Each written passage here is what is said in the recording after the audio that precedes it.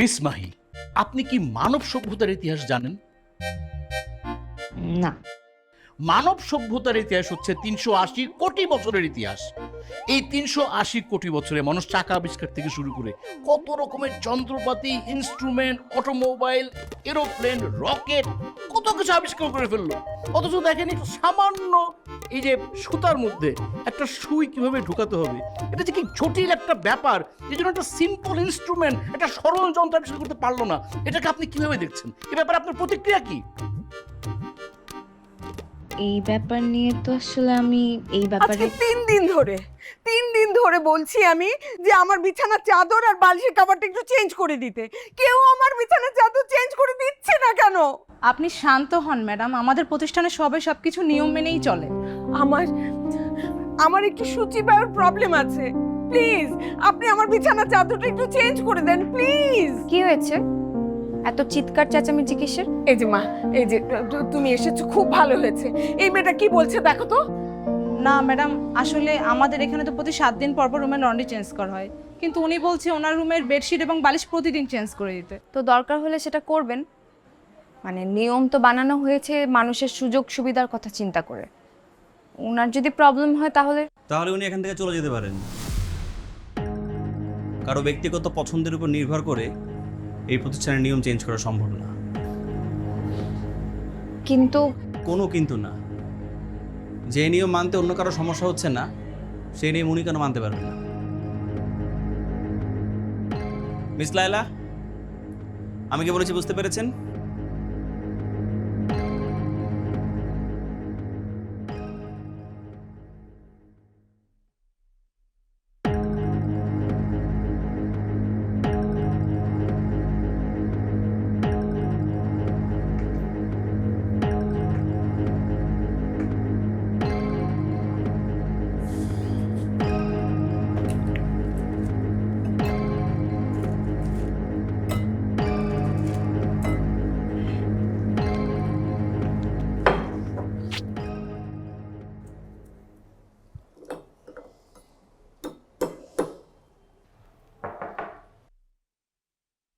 আসতে পারি?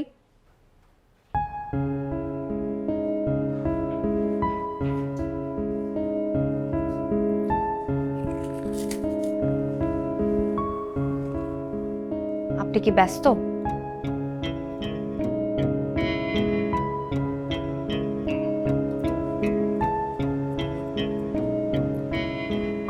জরুরি কিছু বলবেন? না, মানে রেহানা ম্যামের ব্যাপারে একটু কথা বলতে এসেছিলাম। কি ব্যাপার? উনি তো আসলে বিপদে পড়েই এখানে এসেছেন।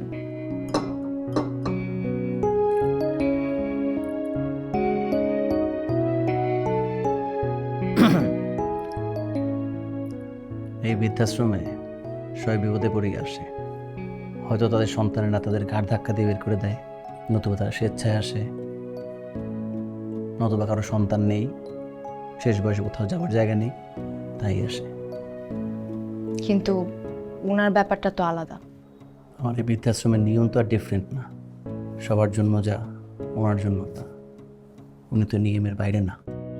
আসলে উনি সবসময় যেরকম পরিবেশে থেকেছেন, এখন বৃদ্ধ বয়সে এরকম একটা পরিবেশে মানিয়ে নেওয়াটা ওনার জন্য ডিফিকাল্ট।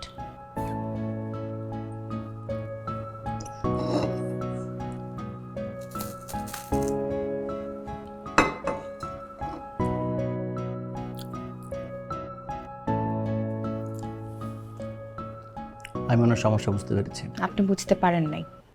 আপনি বুঝতে পারলে এভাবে কথাগুলো বলতেন না।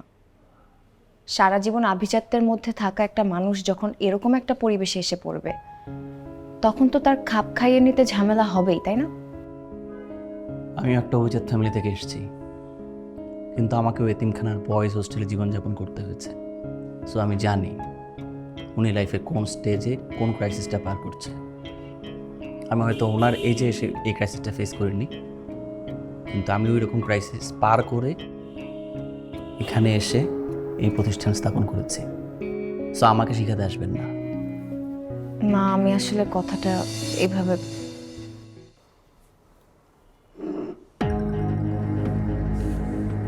শোনেন মিস মাহি, মানুষ কখনো তার আশেপাশের পরিবেশ পরিবর্তন করতে পারে না। সময়ের সাথে সাথে আস্তে আস্তে নিজেকে পরিবর্তন করে মানুষ সেই পরিবেশের সাথে খাপ খাইয়ে নেয়।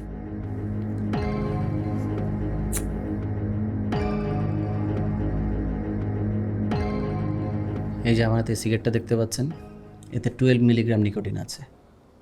এটা জানা সত্ত্বেও আমরা এটা পান করি এবং একটা সময়ে এটা ছাড়া আমাদের চলেই না, আমরা অভ্যস্ত হয়ে পড়ি।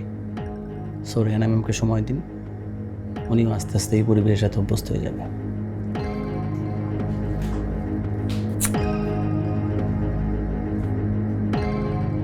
সিগারেটের নিকোটিনের সাথে খাপ খাইয়ে নিলেও এর পরিণতি কিন্তু ভালো হয় না। দিন শেষে আপনাকে আস্তে আস্তে ধ্বংস করে দেবে।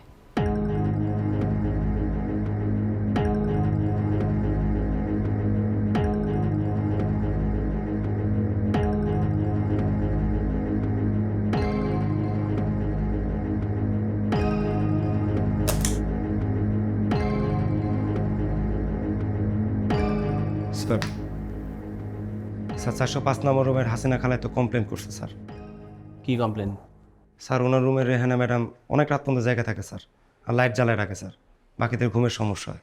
সব রুমের লাইট তো রাত 10টার পর বন্ধ হয়ে যাওয়ার কথা, উনি কেন জ্বালিয়ে রাখে? স্যার ওনার নাকি অন্ধকারে ভয় লাগে স্যার। তারপর ওনার নাকি আবার ইনুসমনিয়া আছে স্যার। হিরোসপেনিয়া না, ইনসোমনিয়া। জি স্যার, অনেক রাত পর্যন্ত জেগে থাকে স্যার। আজব তো, ওনার ইচ্ছে হলে উনি জাগবেন, কিন্তু ওনার কারণ অন্যরা কেন জেগে থাকবে? স্যার আমার জানানোর কাজ আমি আপনাকে জানা রাখলাম স্যার। আচ্ছা শুনুন, একটা কাজ করুন, রেহানা ম্যাডামের দরজার বাইরে যে মেইন সুইচগুলো আছে, যে সার্কিটগুলো, ওগুলোর যেটা লাইটেরটা ওটা অফ করে দেবেন। আমি চাই না ওনার একার জন্য বাকি সবার ডিস্টার্ব হোক। আমি এই প্রতিষ্ঠানে কোনো প্রকার ঝামেলা অ্যালাউ করবো না, ঠিক আছে?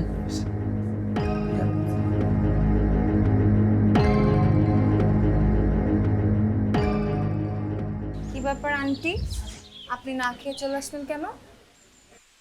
দেখো না, আজকেও মাছ দিয়েছে দুপুরবেলা। আমি তো কাটা বেছে মাছ খেতে পারি না, সেই জন্য খাইনি। হাসছো যে? ছোটবেলায় বাবার মুখে শুনেছিলাম, মানুষের যত বয়স বাড়ে তত নাকি শিশু হয়ে যায়। এই কথাটা যে সত্যি আপনাকে দেখে একদম বোঝা যায়। আসলে হয়েছে কি, আমি আমার বাবা মার একমাত্র মেয়ে ছিলাম। মা বাবার অনেক যত্নে বড় হয়েছি। আমার মা আমাকে সব সময় কাটা বেছে মাছ খাওয়াতো, এই জন্য মাছ খাওয়ার অভ্যাসটাই হয়নি। এখন তো মাও নেই, আর আমারও বয়স বেড়ে গেছে। মাছই দেখতে পাই না, তার উপরে কাটা। মানে তো কি হয়েছে, মেয়ে তো আছে। মানে বুঝলাম না। বুঝতে হবে না, আমি মাছ বেশি দিচ্ছি, আপনি আরাম করে খাবেন।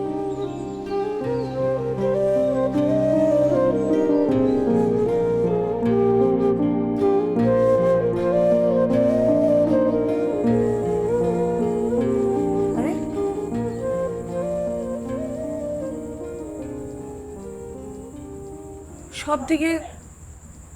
সব দিকে কারেন্ট আছে আমাদের ঘরে, কি ব্যাপার?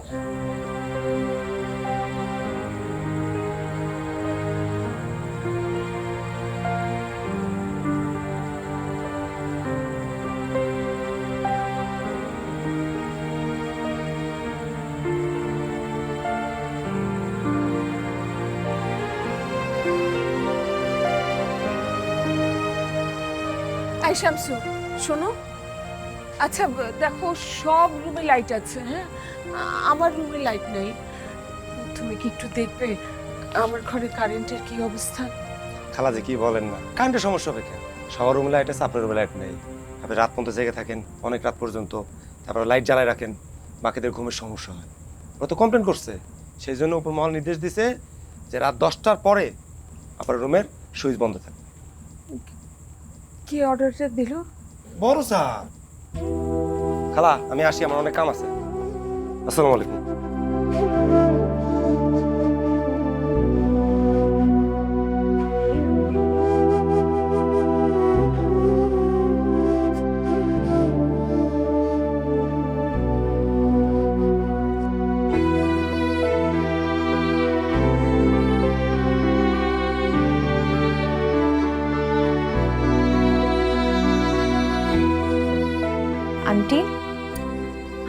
এত রাতে এখানে?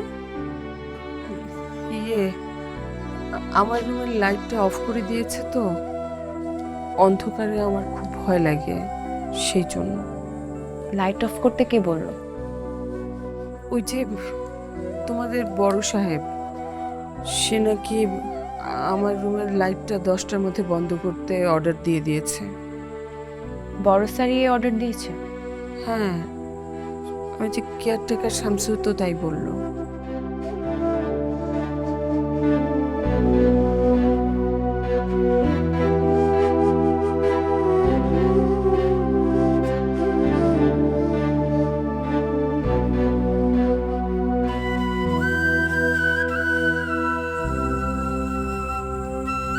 কে কে ঘরে?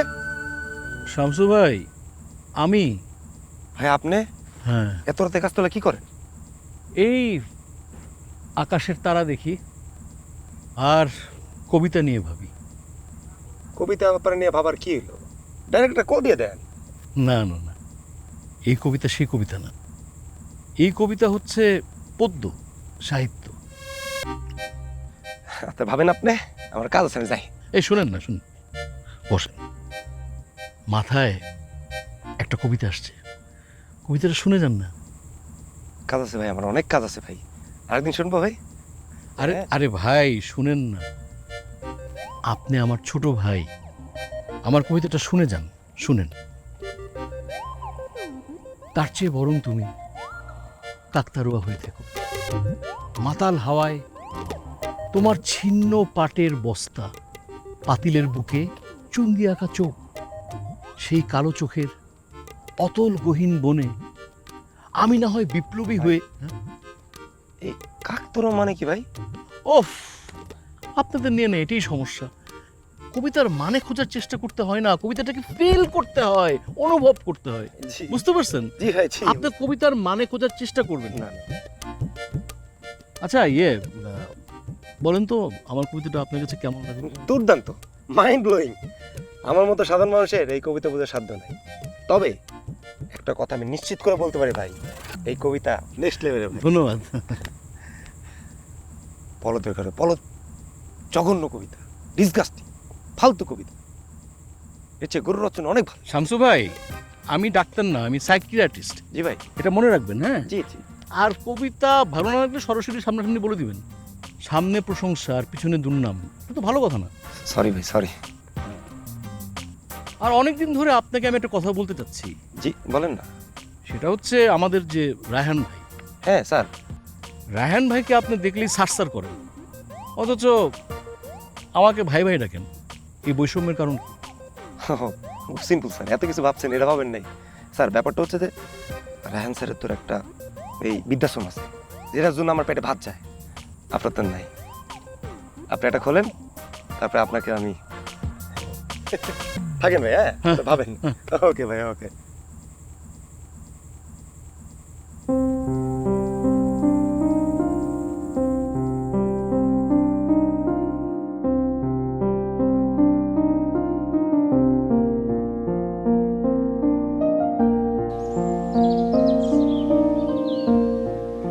ওই সাইডটা কাটো, সব ব্যাগে ব্যাগে বয়ে রাখবা। নিচে ফেলবা, নিচে ফেলবা না, নিচে ফেলবা না। ব্যাস ব্যাস ব্যাস, আর লাগবে না। হ্যাঁ, এগুলা কাটো কাটো। এগুলা করছি, পানি দাও তুমি ঠিক মতো। আপনার কি মনে হয় না আপনি অন্যায় করছেন? না, আমি তো কোনো অন্যায় করছি না, আগাছা পরিষ্কার করছি। দেখুন, ছোট থাকতে যদি আপনি আগাছাগুলোকে না কেটে ফেলেন, তাহলে এই আগাছাগুলো বড় গাছের জন্য হুমকি হয়ে দাঁড়ায়। আমি আগাছার কথা বলছি না। আমিও আগাছা কাটা নিয়ে কথা বলছি না। দেখুন, আমি খুব ভালো করেই জানি আপনি কি বিষয় এবং কার সম্পর্কে কথা বলতে এসেছেন। আজ আপনি যাকে প্রশ্রয় দিবেন, কাল সে আপনার মাথায় চলে বসবে। আপনি গতকাল রাতে কেয়ারটেকারকে বলেননি ওনার রুমের ইলেকট্রিসিটি অফ করে দিতে? হ্যাঁ বলেছি, শেফালি খেলে কমপ্লেন করেছিল। উনি অনেক রাত পর্যন্ত লাইট জ্বালিয়ে রাখে, যার ফলে অন্যদের ঘুমাতে সমস্যা। গতকাল সারা রাত উনি বাইরে বেঞ্চে কাটিয়েছেন, সেটা আপনি জানেন? কেউ যদি বিছানায় না ঘুমিয়ে বাইরে বেঞ্চে বসে রাত কাটায়, এটার জন্য আমি বা আমার প্রতিষ্ঠান দায়ী না। আপনারা তো তাকে বলিনি। একটা বিষয় না কিছুতেই আমার মাথায় ঢুকে না। রেহানা ম্যাম যেটাই চান আপনি তার বিপক্ষে যান কেন? আপনি ভুল বুঝছেন, আমি ওনার বিপক্ষে যাই না। কেউ ডিসিপ্লিন ব্রেক করুক এটা আমার পছন্দ না। নিয়ম তো কারো না কারোর জন্য শিথিল হতেই পারে, তাই না? এই প্রতিষ্ঠানে কোনো বৈষম্য হোক এটা আমি চাই না।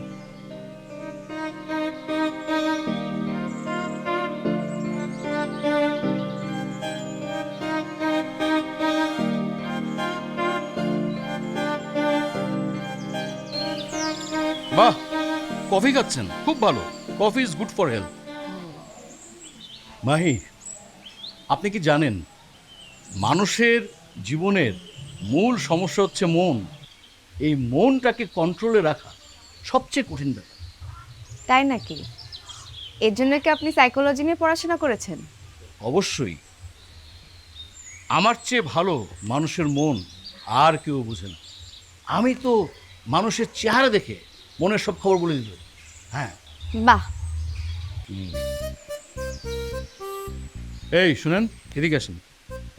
আপনি কি জানেন আপনার সমস্যাটা কি, মূল সমস্যাটা কি? আমার আবার কি সমস্যা? ওফ, এটাই হচ্ছে প্রধান সমস্যা। আপনি জানেন না আপনার সমস্যা কি, এটাই আপনার সমস্যা। আপনার সমস্যা হচ্ছে বাচ্চা কাচ্চা। তুমি কেমনে বুঝলা বাবা? এমনি এমনি কি সাইকোলজিতে মাস্টার্স করেছি? মানুষের চেহারা দেখে মনের সব খবর বলে দিত। তোমার সাথে কথা বলে যাই বুঝছি, তোমার অনেক বুদ্ধি। শুনুন, একটি কথা মন দিয়ে শুনুন। আপনি যদি আপনার বাচ্চাদের পারিবারিক শিক্ষা দিতেন, মানবিক করে গড়ে তুলতেন, তাহলে আপনার আজকে বৃদ্ধাশ্রমে আসা লাগতো না। কিন্তু বাবা, আমার কথাটা মন দিয়ে শুনুন। আপনি যদি আপনার বাচ্চাদের সামাজিক শিক্ষা দিতেন, তাহলে আজকের এই দিন দেখা লাগতো না। কিন্তু বাবা, শুনুন, আপনি আমার কথা শুনুন, আমাকে বলতে দিন। আপনি যদি আপনার সন্তানদের প্রতি উদাসীন না হতেন, তাহলে ওরা, এই প্রজন্মের সন্তানেরা আপনার প্রতি উদাসীন হতো না এবং আপনাকে এই বৃদ্ধাশ্রমে এনে রাখতো না। আপনাকে বৃদ্ধাশ্রমে থাকতে হতো না। বুঝতে পেরেছেন? ওহ, আপনি যেন কি বলতে চাচ্ছিলেন? বাবা বাচ্চা টাচ্চা কোথায় পাবো? আমার তো বিয়ে হয়নি। কি? আপনার বিয়ে হয়নি? আপনি বৃদ্ধাশ্রমে কেন? কি বলবো বাবা, এখন তো বয়স হয়েছে, দেখাশোনা করার মতো কেউ নেই, এই জন্য এখানে আসছে। আপনি মন খারাপ করবেন না।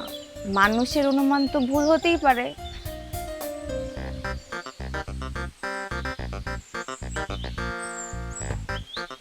সবসময় সবসময় সবসময় আমার সাথে এরকম কেন হয়?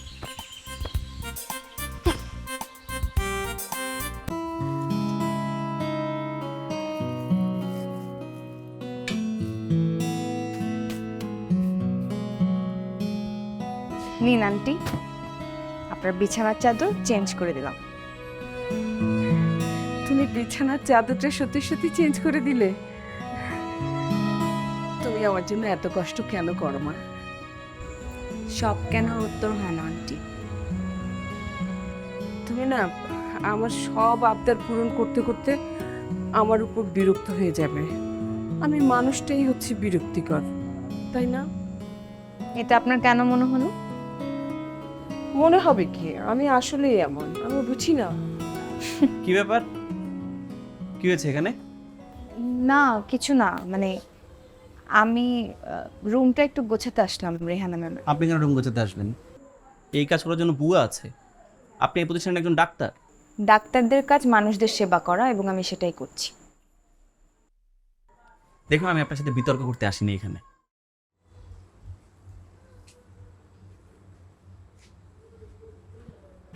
কি ব্যাপার, পেটে এখানে কেন? আমি নিয়ে এসেছি বাসা থেকে। আপনি জানেন না এই প্রতিষ্ঠানে বাইরের কোনো জিনিস আনার নিয়ম নেই, এবং আপনি সেটা খুব ভালো করেই জানেন, এবং আপনি জেনে নিয়ম ভঙ্গ করেছেন। আমি কোনো নিয়ম ভঙ্গ করিনি। আমি যা করেছি একদম ভেবেচিন্তে করেছি। আপনি খুব ভালো করে জানেন যে এই প্রতিষ্ঠানে কেউ যদি নিয়ম ভঙ্গ করে তার বিরুদ্ধে আমরা কতটা স্ট্রিক্ট হতে পারি। এই বাবারা, প্লিজ আমাকে নিয়ে আপনারা ঝগড়া করবেন না, প্লিজ। মিস মাহি, আপনি কেন বাইরের জিনিস এনেছেন তা লিখিত আকারে আজকে দুপুরের মধ্যে আমার কাছে জমা দেবেন, এবং তার আগ পর্যন্ত ইউ আর সাসপেন্ডেড।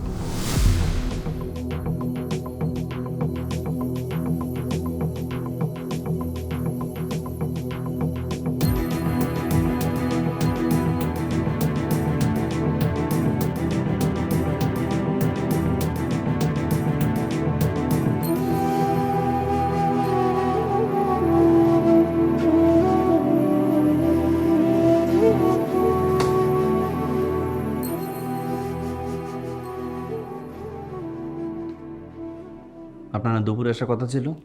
লাগেজ গোছাতে দেরি হয়ে গেছিল।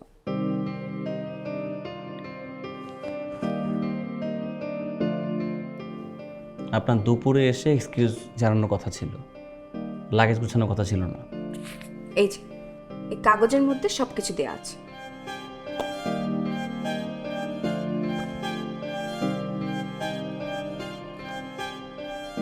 রিজাইন? আপনি রিজাইন দিচ্ছেন? জি, আমি রিজাইন দিচ্ছি।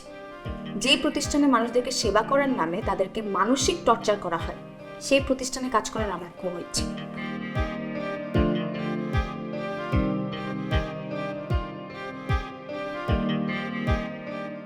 দেখুন, আপনার রিজাইন দেওয়ার সম্পূর্ণ অধিকার আছে, কিন্তু একটা স্বনামধন্য প্রতিষ্ঠানের নামে মিথ্যে বানোয়াট অভিযোগ দেওয়ার অধিকার আপনার নেই। আমি কোনো কথাই মিথ্যা বা বানোয়াট বলছি না। আপনি ডিসিপ্লিনের নামে এই প্রতিষ্ঠানে থাকা প্রত্যেকটা বৃদ্ধকে ডিসিপ্লিনের জেলখানায় বন্দি করে রেখেছেন। আপনি যে কাউকে জিজ্ঞাসা করতে পারেন, এই বৃদ্ধাশ্রমের প্রত্যেকটা বৃদ্ধ এবং বৃদ্ধাকে আমি যথেষ্ট পরিমাণে সম্মান করি এবং যত্ন করি। তাদের কোনো প্রকার অবহেলা বা অযত্ন আমি করি না, এবং তারা কোনোভাবেই আমার দ্বারা বা আমার প্রতিষ্ঠানের দ্বারা হেনস্থার শিকার কখনোই হয়নি। আমি কাউকেই কোনো কিছু জিজ্ঞেস করতে চাই না। আমি নিজের চোখে দেখেছি আপনি দিনের পর দিন রেহানা ম্যামের সাথে কিরকম খারাপ আচরণ করেন।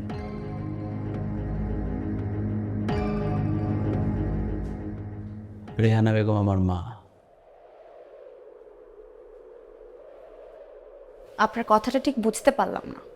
মিসেস রেহানা বেগম আমার জন্মদাতা মা।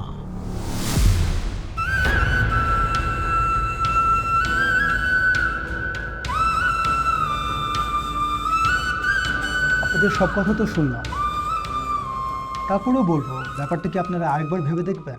আমাদের আর নতুন করে ভাবাভাবের কিছু নেই অ্যাডভোকেট সাহেব। আমরা একদম চিন্তা ভাবনা করে সিদ্ধান্ত নিয়ে তারপর এখানে এসেছি। আমাদের পক্ষে আর একসাথে থাকা সম্ভব না। মান অভিমান ভুল বোঝাবুঝি প্রত্যেকটা পরিবারই থাকে, আর একটু একটু ঝামেলা তো সংসারের অংশ, তাই না? তাই বলে ডিভোর্স তো কোনো সমাধান হতে পারে না। আর আমার যতটুকু অভিজ্ঞতা, আমি যতটুকু দেখেছি, আমরা হয়তো আবেগের বশবর্তী হয়ে এরকম ডিভোর্স অনেকেই নিয়ে ফেলি, কিন্তু পরবর্তীতে কিন্তু তারা রিগ্রেটই করে। তাই আপনাদেরকে আবারও রিকোয়েস্ট করবো ব্যাপারটা আপনারা আরেকবার ভেবে দেখুন। অ্যাডভোকেট সাহেব প্লিজ, আমরা একদম সিদ্ধান্ত নিয়ে কিন্তু এসেছি যে আমরা ডিভোর্স করব। আপনি যত তাড়াতাড়ি সম্ভব আমাদের সেপারেশনের ব্যবস্থাটা করে দেন। ঠিক আছে, একটা ব্যাপার ক্লিয়ার হওয়া দরকার। আপনাদের সন্তান কার সাথে থাকবে? আপনার সাথে থাকবে নাকি আপনার সাথে থাকবে? আসলে সন্তানের কাস্টাডির ব্যাপারটা তো ডকুমেন্টেশনে মেনটেন করতে হয়, তাই জিজ্ঞেস করছিলাম আর কি। আমার সাথে, আমার ছেলে আমার সাথেই থাকবে। মিসেস রেহানা, এই ব্যাপারে কি আপনার সম্মতি আছে? সে যদি আমার সন্তানের সাথে আমার দেখা করতে কোনো রকম বাধার সৃষ্টি না করে, তাহলে তাহলে এ ব্যাপারে আমার কোনো অসম্মতি নেই। ঠিক আছে, আপনাদের কথা মতো আমি ডিভোর্স পেপার আর ডকুমেন্টেশনস রেডি করে রাখবো। আপনারা আগামী রবিবার এসে সাইন করে যাবেন। Thank you.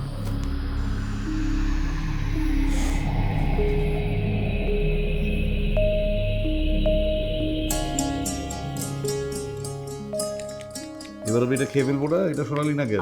এই যে গেল, এই কাটাকাটির সমান। পাকা রুটিটা ছিল। হ্যাঁ, কে বলছেন? আমি কায়ুম, আপনার খালাতো ভাই। ও কায়ুম, হ্যাঁ বল। ভাই, রেহানা ভাবি তো আগামীকাল আমেরিকা চলে যাচ্ছে।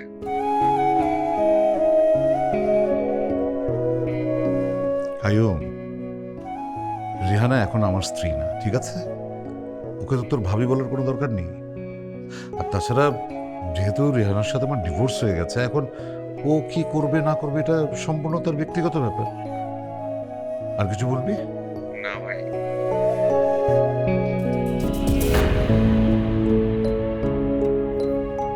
কি হয়েছে বাবা?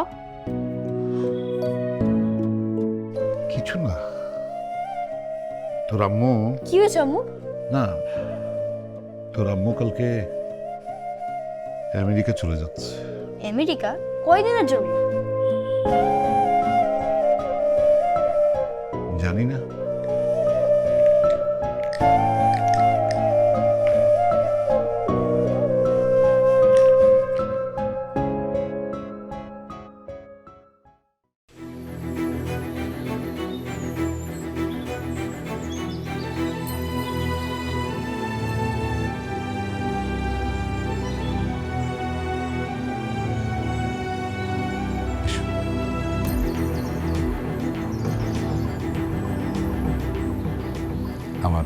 একমাত্র ছেলে।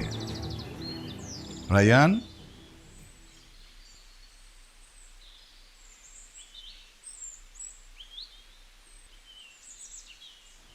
তোমার নতুন মা বাবাই। নতুন মা? হ্যাঁ, আজকে থেকে ওনাকে তুমি মা বলে রাখবে, ঠিক আছে? কিন্তু উনি তো আমার মা না, আমি ওনাকে কেন মা বলে ডাকবো? আমি ওনাকে মা বলে ডাকবো না।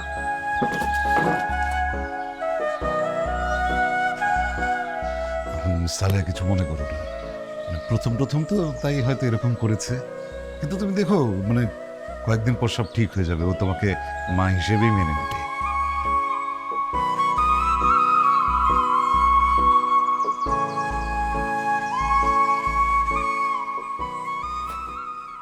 এই রেজাল্ট কার্ডটা কার? এই রেজাল্ট কার্ডটা কার? আমার। 5 সাবজেক্টে ফেল করেছো? স্কুলে কি পড়ে আমি কিছুই বুঝি না। বুঝবা কি করে? সারাদিন তো আছে গেম খেলা আর না হলে গল্পের বই পড়া। গল্পের বই পড়লে কেউ পাশ করে? আমার বই ফেরত দেন। আবার তুমি অবস্থা গলা উঁচু করে কথা বলো, থাপ্পড়ে একদম গালের দাঁতগুলো ফেলে দিব। সাপের দাঁত ছোটবেলায় ভাঙতে হয়, আর বড় হলে ছবল দেয়।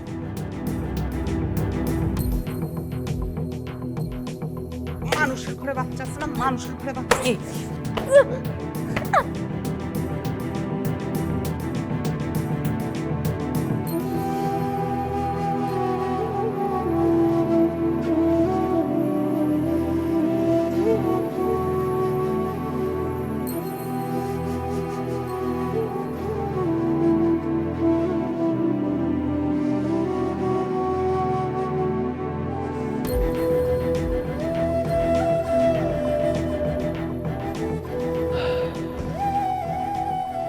সেই যে বাড়ি থেকে পালিয়েছি,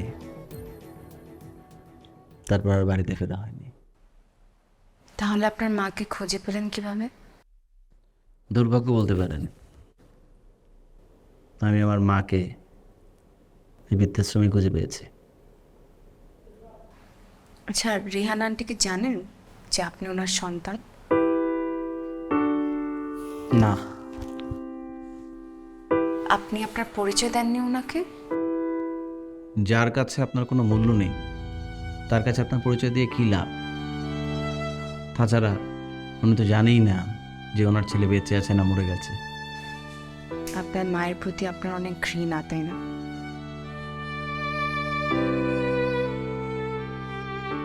শুধু মা না, আমার মা এবং আমার বাবা দুজনের প্রতি আমার অনেক ঘৃণা। তাদের কারণে আমার শৈশব নষ্ট হয়েছে, আমার কৈশোর নষ্ট হয়েছে, এবং তাদের কারণেই আমি এতিমের মতো হোস্টেলে বড় হয়েছি। মানুষের মতের মিল না থাকলে তো ওরা আলাদা হতেই পারে। ওনারা তো পরিস্থিতির শিকার ছিলেন। আমার অপরাধ কি ছিল বলুন? পৃথিবীতে অপরাধ না করেও কিছু কিছু মানুষ শাস্তি পায়। কোথাও জানি শুনেছিলাম যে এই পৃথিবীতে অনেক খারাপ মানুষ আছে, কিন্তু একটাও খারাপ বাবা নেই, আর খারাপ মা তো প্রশ্নই আসে না। কিন্তু আমার মা এবং আমার বাবা দুজনেই খারাপ মানুষ। I hate them.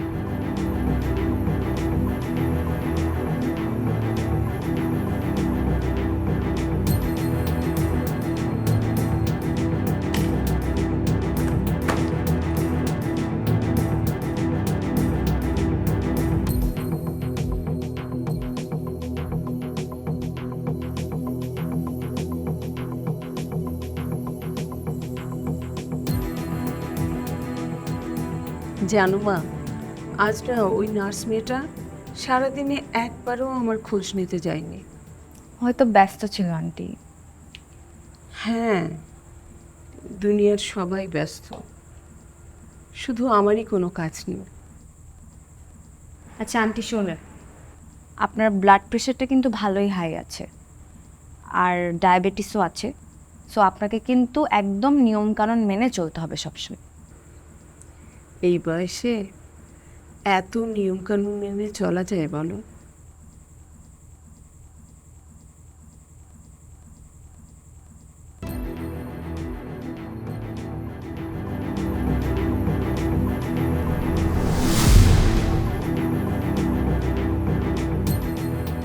আন্টি, কিছু মনে না করলে একটা কথা বলি। বলো। আসলে কিভাবে যে বলবো কথাটা। কেন, আবার ক্যান্সার ট্যান্সার ধরা পড়লো নাকি? অবশ্য ধরা পড়লেও আমি অবাক হব না। যত বড় বড় অসুখ আছে সব আমার শরীরে বাসা বেঁধেছে। না না আন্টি, কোনো অসুখ বিসুখ হয়নি। তবে আপনার আলট্রাসোনোগ্রাম করার সময় একটা বিষয় খেয়াল করলাম, আপনার গর্ভাশয়ের গঠনটা ঠিক নেই। মানে আপনার কখনো মা হওয়ার সম্ভাবনা ছিল না। ও, এই কথা? এটা তো আমি 30 বছর আগের থেকেই জানি। তাহলে আন্টি, সেদিন যে বললেন আপনার একটা ছেলে আছে, আমি যে মা হব না এটা আমার স্বামী আগের থেকেই জানতেন। আমরা ঠিক করেছিলাম একটা সন্তান আমরা অ্যাডপ্ট করব, মানে দত্তক নেব। আপনার সেই ছেলে এখন কোথায় আছে? সেপারেশনের পরে আমি প্রায়ই কিন্তু আমার স্বামীর ফোনে আমার ছেলের সাথে কথা বলতাম, কিন্তু হঠাৎ করে একদিন শুনি ও নাকি বাড়ি থেকে পালিয়ে গেছে। এতই যখন ভালোবাসেন, তাহলে আপনি চলে যাওয়ার সময় আপনার ছেলেকে সাথে নিলেন না কেন? আমি অনেক চেয়েছিলাম, অনেক করে বলেছিলাম আমার স্বামীকে, কিন্তু সে রাজি হয়নি।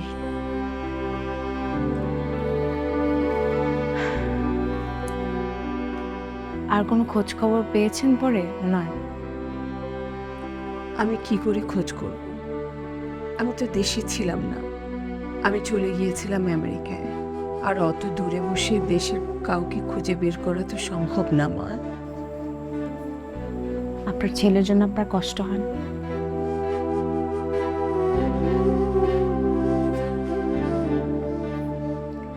আমি ওর গর্ভধারিণী মা না, এটা ঠিক, কিন্তু ও আমারই সন্তান, আমি ওর মা। আমি এখনো ওর জন্য দোয়া করি।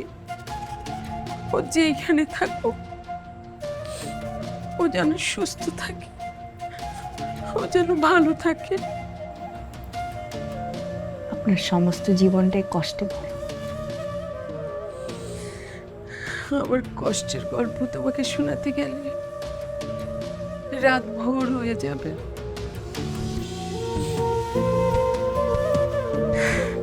থাক, এত গল্প সব আরেকদিন শোনাবো, আজকে যাই।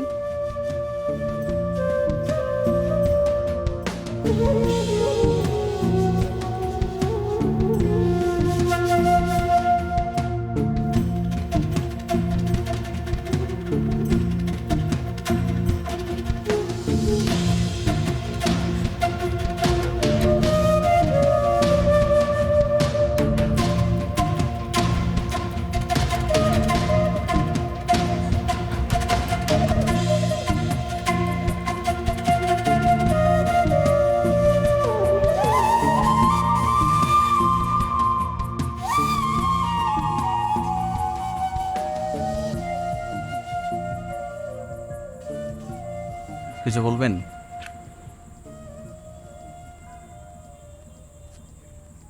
কার রিপোর্ট এটা? রেহানা ম্যামের রিপোর্ট। কি হয়েছে ওনার? সিরিয়াস কোনো কিছু? একজন নারীর জীবনে এর চেয়ে বড় অসুখ বা রোগ আর কি বা হতে পারে? মানে আপনার মা মিসেস রেহানা বেগম একজন বন্ধ্যা মহিলা ছিল। ওনার জীবনেও কখনো কোনো সন্তান জন্ম দেওয়ার ক্ষমতা ছিল না, আর উনি কখনো কোনো সন্তান জন্মও দেন। হোয়াট? কি বলছেন আপনি এসব? আমি একজন ডাক্তার, আর ডাক্তাররা কখনো শিওর না হয়ে কোনো কিছু বলে না। একটু আগে ওনার নিজের কাছ থেকে আমি এটা শুনে এসেছি। কি শুনেছেন? আপনি এতদিন যাদেরকে নিজের বাবা মা মনে করে ঘৃণা করে এসেছেন, তারা আসলে আপনার আপন বাবা মা না। ওনারা আপনাকে এতিমখানা থেকে দত্তক নিয়ে এসেছিলেন। আমি বিশ্বাস করি না। বিশ্বাস না করলে সত্য কখনো মিথ্যা হয়ে যায়। আপনার নিঃসন্তান বাবা মা আপনাকে এতিমখানা থেকে দত্তক নিয়ে সুন্দর একটা জীবন উপহার দিতে চেয়েছিলেন, কিন্তু ভাগ্যের কি পরিহাস, ওনারা নিজেরাই আলাদা হয়ে যায়। এখানে আমার কি দোষ ছিল? দোষ আপনার না, কিংবা দোষ কারোরই না, দোষ আসলে ভাগ্যের। এবং ভাগ্যের এই দোষের কারণে আপনি আপনার মাকে দিনের পর দিন শাস্তি দিয়ে এসেছেন। আপনি কি জানেন রেহানা ম্যাম আপনাকে এখনো কত ভালোবাসে? এখনো উনি আপনাকে নিজের সন্তানই মনে করেন। আমি এখন কি করব? একটা কথা মনে রাখবেন, যিনি সন্তান জন্ম দেন তার চাইতেও যিনি লালন পালন করেন তার সম্মান বেশি। যারা আমাকে সন্তানের অধিকার দিয়ে মানুষ করতে চাইলো, তাদের সাথে আমি করলাম। আপনি যার সাথে যেমন করবেন আপনার সাথে ঠিক তেমনটাই হবে। কখনো কখনো এর চেয়ে ভয়ঙ্কর কিছু হতে পারে। আমার একটা অনুরোধ রাখবেন? বলুন, আমি চেষ্টা করব। আপনি কি একটাবার আপনার বাবার খোঁজ নেবেন? তিনি এখন কোথায় আছেন? বাবার খোঁজ নিয়ে কি হবে? আপনার বাবাকে এখানে নিয়ে আসবেন। আপনার মা তো এখানে আছেই, আপনার ফুল ফ্যামিলি পরিপূর্ণ হবে। কোন অধিকার এমন বাবাকে এখানে নিয়ে আসবো? মানবতার অধিকার। আচ্ছা, পৃথিবীর কোথায় লেখা আছে শুধু পিতামাতারাই এতিমদের দত্তক নেবেন? বড় হয়ে কি কোনো এতিম সন্তান কোনো পিতামাতাকে দত্তক নিতে পারেন না? আপনার বাবা মা যেমন আপনাকে একদিন দত্তক নিয়ে এসেছিল, আজ আপনি আপনার বাবা মাকে দত্তক নিলেন।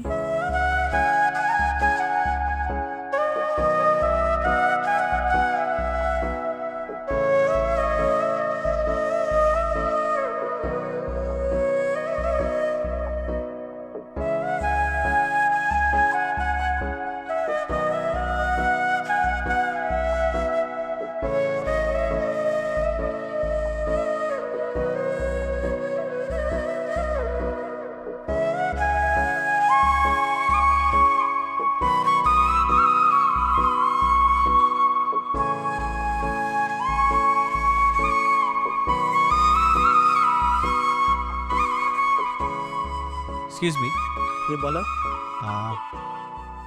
এটা মিনা সাহেবের বাড়ি না? না তো, এটা আমজাদ খানের বাড়ি। কিন্তু এখানে তো মিনাজ সাহেব তার পরিবার নিয়ে থাকতেন। বুঝতে পারছি, আপনি আগের মালিকের কথা বলতেছেন। ওনারাও তো বাড়ি ঘর বিক্রি করে চলে গেছে। কিন্তু এই বাড়ি তো মিনাজ সাহেব। আচ্ছা, উনি কোথায় গিয়েছেন? শুনেছি ছেলে আর ছেলের বউ দুজনে মিলে বিদেশে চলে গেছে। আমাদের বাবা মানে মিনাজ সাহেব কোথায় আছেন? তা তো জানি না, আল্লাহ জানে। আচ্ছা, ঠিক আছে। ঠিক আছে, আমি যাই।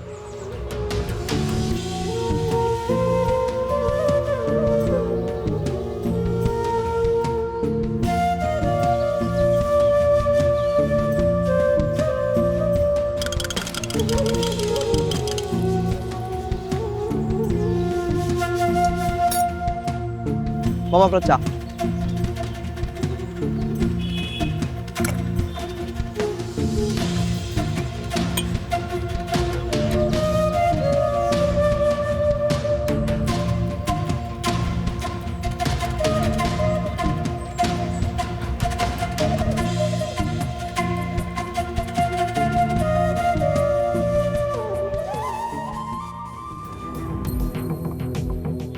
হ্যাঁ মামা, আমার বিলটা দিয়ে যান।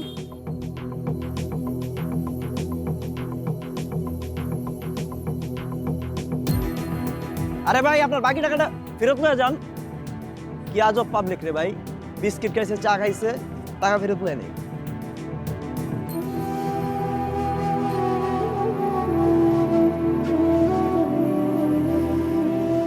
কারেছেন আপনি? আরে কি হলো, কারেছেন? আপনি এখানে থাকেন? থাকি না, থাকতে দিয়েছে। ঠিক বুঝলাম না। না, আমার আগে পিছে কেউ নেই তো, এটা আমার ভাতিজার বাড়ি, সেই জন্য দয়া করে থাকতে দিয়েছে। বিনিময়ে আমি 5-4 মাস খেটে দিই আর বাজার সদাই করে দিই, এই আর কি। আপনি যাবেন আমার সাথে? কোথায়? যে সকল স্বার্থপর ছেলেমেয়েরা তাদের বাবা মাকে রেখে চলে যায়, আমি সেই সকল জান্নাতের টুকরোগুলোকে নিয়ে আমার কাছে খুব যত্ন করে রাখি। আমার একটা বৃদ্ধাশ্রম আছে,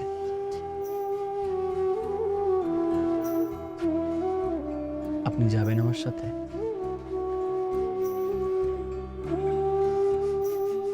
কেন জানি না, তোমাকে আমার খুব চেনা চেনা মনে হচ্ছে। আপনি ভাবা তো, তাই আমার বয়সী কাউকে দেখলেই আপনার নিজের সন্তানের মতো মনে হয়। হয়তো।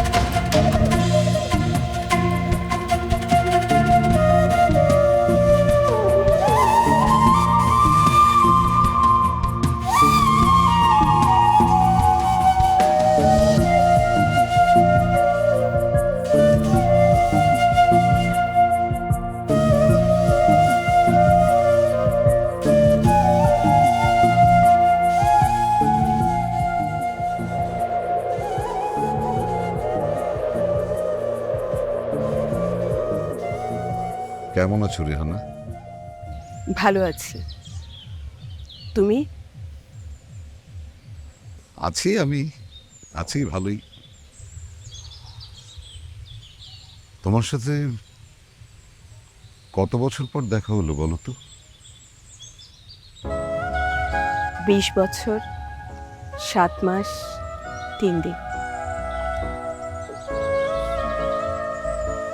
20 বছর 7 মাস 3 দিন।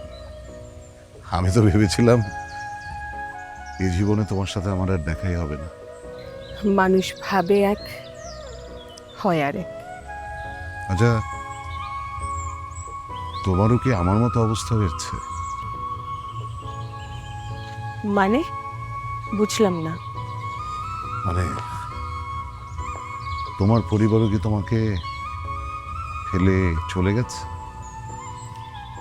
আমি তো তোমার মতো দ্বিতীয় বিয়ে করিনি, পরিবার আসবে কোথা থেকে? অন্তত একদিক দিয়ে তুমি বেঁচে গেছো।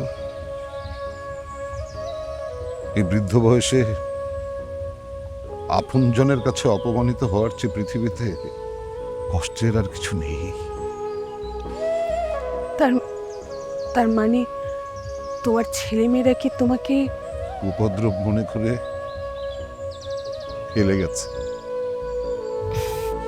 বাদ দাও, যা হবার তা হয়ে গেছে, আর বাঁচবই বা কয়দিন।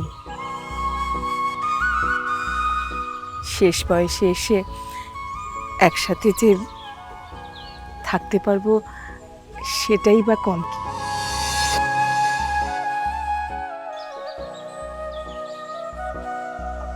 কিন্তু যেই মানুষটার কারণে আপনারা দুজন আবার এক হলেন, সেই মানুষটাকে ধন্যবাদ দেবেন না?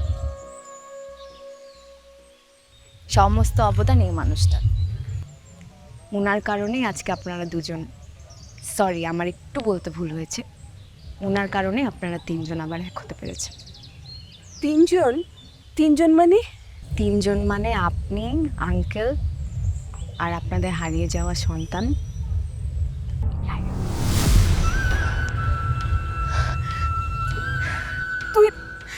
তুই আমার রায়ান।